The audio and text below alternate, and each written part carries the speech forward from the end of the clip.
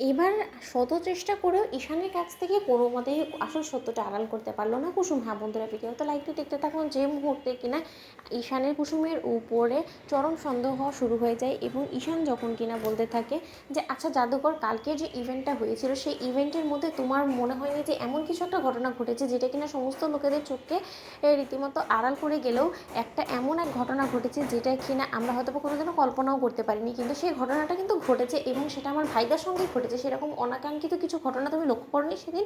ঠিক সেই সময় কুসুম যখন বলতে থাকে যে বারে ঈশান সাহেব আপনি সমস্ত কথা কী বলছেন বলুন, আমি তো সেরকম অনাকাঙ্ক্ষিত কোনো ঘটনাই আমি ঘটতে দেখিনি, সেখানে তো সমস্ত কিছু সুস্থ ও সুষ্ঠুভাবেই হয়েছে। এবং হ্যাঁ, যতটুকু দেবলীনা ম্যাডামের সমস্ত চক্রান্তের যে জালটা ফেলেছিল দেবলীনা ম্যাডাম, সেই চক্রান্তের জাল তো আমরা ছিঁড়ে বেরিয়ে গিয়েছি এবং দেবীমের মাথাও নত হয়নি।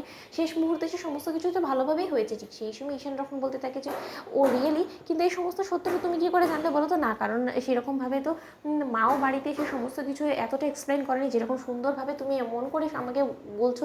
আমার তো মনে হচ্ছে যে সেই সময় তুমি আমাদের সমস্ত লোকেদের মাঝে উপস্থিত ছিলে, কি সেটাই কি সত্য কুসুম?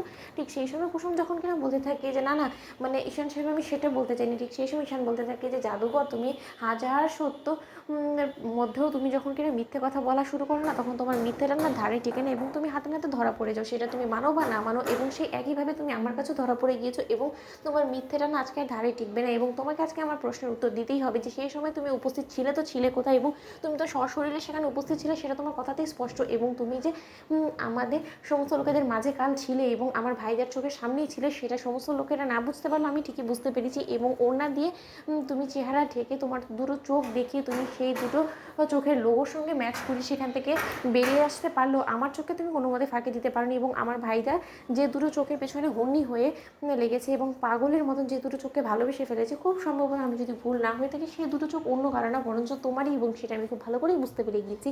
এবং এবার তোমাকে আমাকে বলতে হবে যে এই সমস্ত সত্যটা জানা সত্ত্বেও তুমি কেন দিনের পর দিন আমার ভাইদার ইমোশনস নিয়ে খেলছো এবং আমার ভাইদাকে ঠকিয়ে চলেছো, এবং যেটার জন্য কিনা তুমি নিজেও খুব ভালো করে জানো যে আমিও তোমাকে প্রশ্রয় দিব না। এবং তুমি এতটা নির্লজ্জ কী করে হয়ে গেলে যে তুমি আমার ভাইদের ভালোবাসাকে নিয়ে এরকম ছেলে খেলা করছো বলো তো? তুমি আসল সত্যটা কেন বলছো না বলো তো?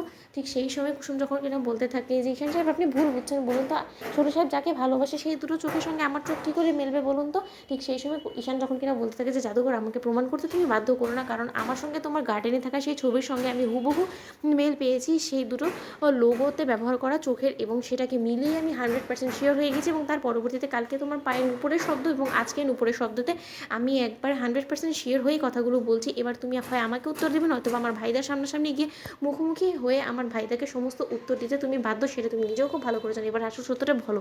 তো বন্ধুরা, লাইক কমেন্ট শেয়ার করো, সাবস্ক্রাইব করো।